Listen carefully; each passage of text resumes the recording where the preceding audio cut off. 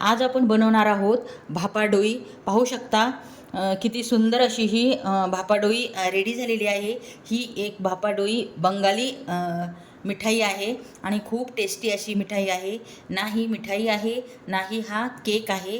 पाहता क्षणीच वाटेल की हा केक आहे, पण हा न केक आहे ना मिठाई आहे, तर ही आहे भापाडोई।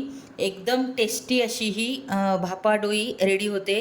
पाहू शकता किती स्मूथ अशी आपली ही भापाडोई रेडी झालेली आहे। पाहू शकता कट केल्यानंतर किती स्मूथली कट होत आहे।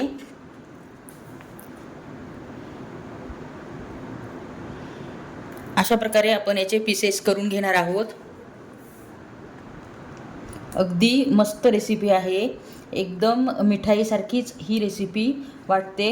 अगदीच तुम्ही कुणी गेस्ट येणार असले घरी तर तुम्ही अशा प्रकारची भापाडोई बनवू शकतो। अतिशय टेस्टी अशी बंगाली मिठाई आहे। तर पाहू शकता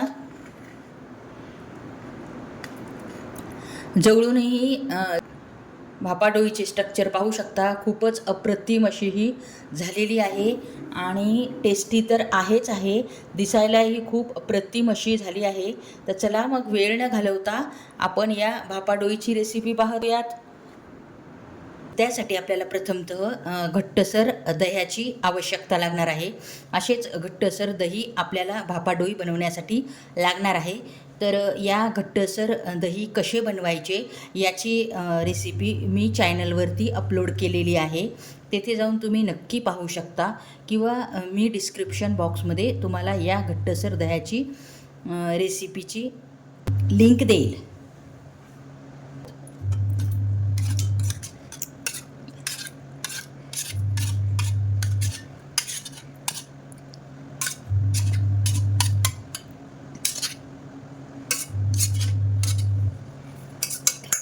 आपण एक बाउल दही घेतलेले आहे।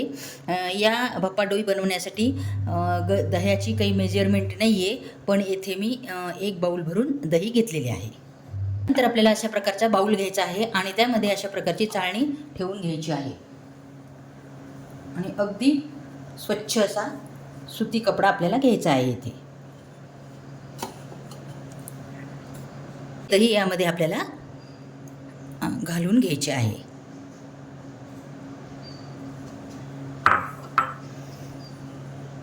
तर आपल्याला यातील सर्व पाणी काढून घ्यायचे आहे।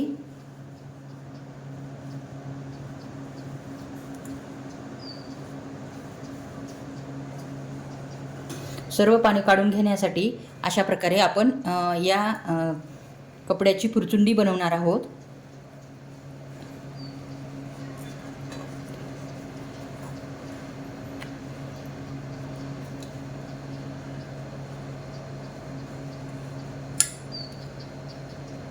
यातील पूर्ण पाणी आपल्याला काढून घ्यायचे आहे। पूर्ण पाणी काढून घेण्यासाठी आपल्याला निदान 2 ते 4 घंटे लागणार आहे। तर प्रथम आपण सुती कपड्यामध्ये हे दही बांधून घेणार आहोत। अशा प्रकारे पुरचुंडी करून घेणार आहोत। अशा प्रकारे आपल्याला दही प्रथम पिळून घ्यायचे आहे। यावर तुम्ही ओझे पण यावर अशा प्रकारे ओझे ठेवून पण पूर्ण पाणी यातील काढू शकता किंवा बेसिनच्या नळाला अशा प्रकारे हे गाठोडे अडकवून यातील पाणी आपण काढून घेऊ शकतो। तर मी हे गाठोडे बेसिनच्या नळाला अडकून देणार आहे 4 ते 5 घंट्यासाठी आणि यातील पूर्ण पाणी आपण काढून घेणार आहोत आणि त्यानंतर आपण पुढची रेसिपी पाहणार आहोत।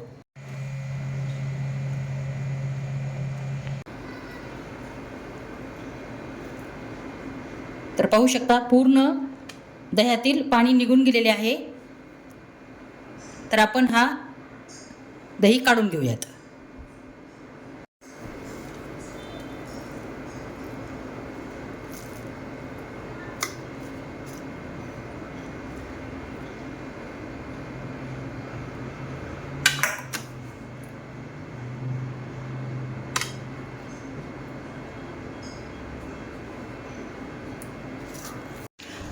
प्रथम आपण गॅसवर कढई ठेवलेली आहे आणि त्यामध्ये आपण पाणी घातलेले आहे, जेणेकरून पाणी तापले जाईल आणि त्यावरती आपण भापाडोई हे वाफलून घेणार आहोत.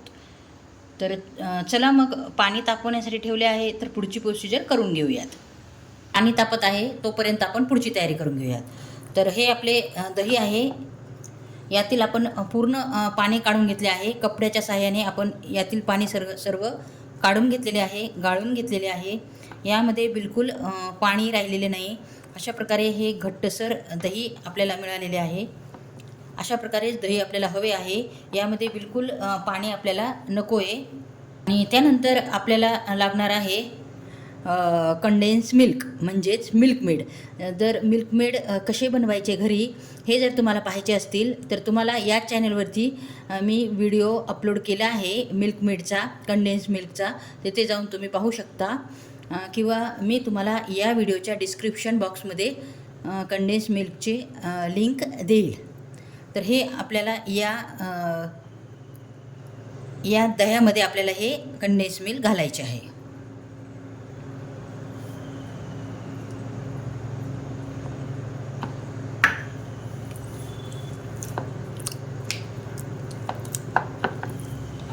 आणि अशा प्रकारे मिक्स करून घ्यायचे आहे.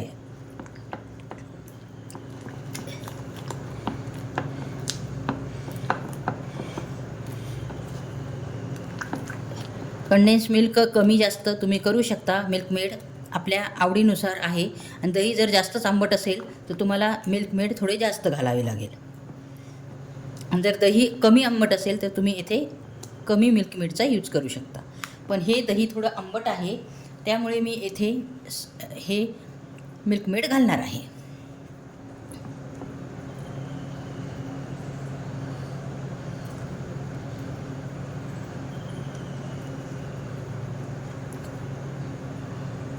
हे मिल्कमेड पण मी घरीच बनवलेले आहे. अगदी सोपी रेसिपी आहे मिल्कमेडची सुद्धा. तुम्ही हे सुद्धा मिल्कमेड घरीच बनवू शकता. विकतचे महागडे आणण्यापेक्षा घरचे फ्रेश आणि ताजे असे तयार होते. यामध्ये मी 1 वाटी मिल्कमेड घातलेले आहे. त्यानंतर 1 चमचा आपल्याला विलायची पूड टाकायची आहे. बस, विलायची पूड, मिल्कमेड आणि आपले घट्टसर दही, एवढेच इन्ग्रेडियंट्स या भापाडोई बनवण्यासाठी लागतात. प्रकारे छानपैकी आपल्याला हे मिक्स करून घ्यायचे आहे.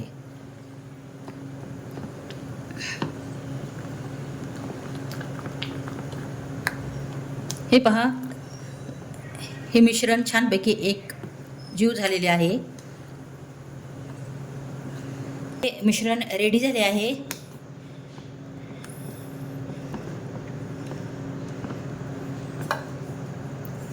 त्यानंतर आपण एक टीन घेणार आहोत. केक टीनमध्ये आपण बटर किंवा साधा पेपर येथे खाली तळाशी लावला आहे, म्हणजे भापाडोई सहज अलगद बाहेर निघेल. त्यानंतर हे मिश्रण आपल्याला या टीनमध्ये घालायचे आहे.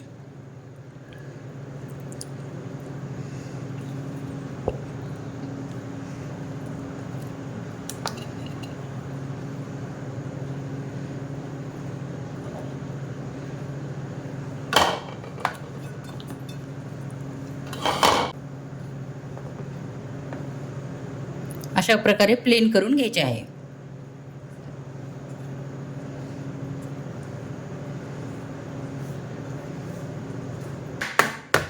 अशा प्रकारे टॅप करून घ्यायचे आहे. छानपैकी आपण हे वाफेवरती शिजून घेऊयात.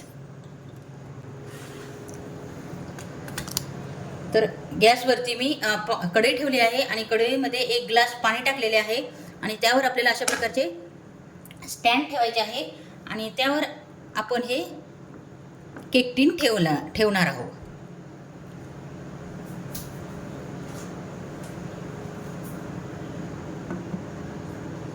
आणि 15 ते 20 मिनिटं आपण हे छानपैकी शिजून घेणार आहोत.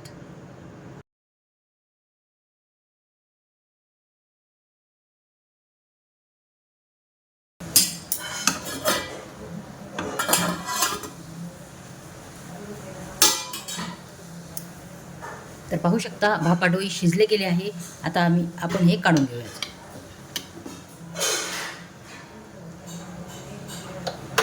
आणि छानपैकी थंड होऊ दिल्यानंतर आपण हे काढून घेऊयात. तर पाहू शकता मस्तपैकी थंड झाली आहे, भापाडोई सेट झाली आहे. आणि आता आपण ही केक टीनमधून काढून घेणार आहोत. पाहू शकता पाहता क्षणीच किती टेम्पटिंग अशी दिसत आहे.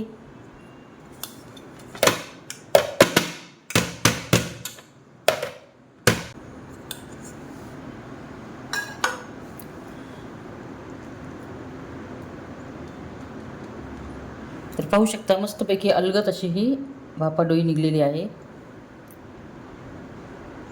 आता किती अप्रतिम अशी ही आपली भापाडोई झालेली आहे.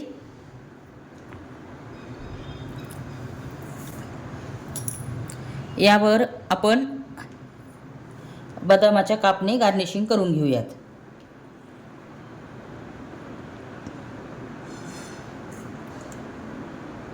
म्हणजे अप्रतिम अशी ही आपली भापाडोई दिसेल. हा पदार्थ बंगाली मिठाईमध्ये मोडला जातो.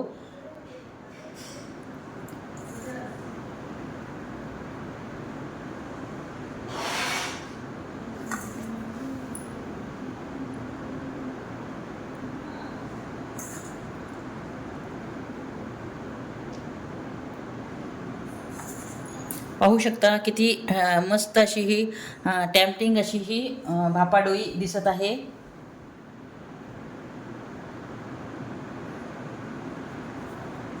रेसिपी आहे आणि सोपी रेसिपी आहे आणि खूप टेस्टी अशी ही रेसिपी आहे. नक्की तुम्ही भापाडोईची रेसिपी ट्राय करून बघा. खूप सोपी रेसिपी आहे, न फसणारी अशी ही रेसिपी आहे.